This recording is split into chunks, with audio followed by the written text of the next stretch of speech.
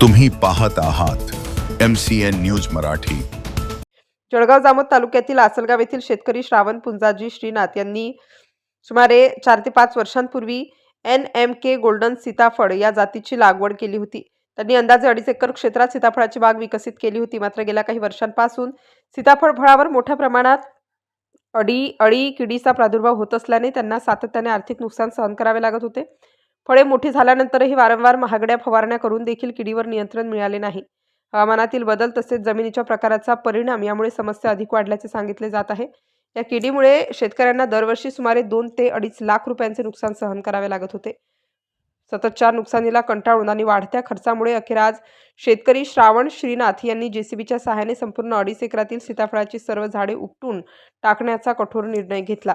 या घटनेमुळे परिसरातील शेतकरी वर्गात तीव्र हळहळ व्यक्त होत आहे.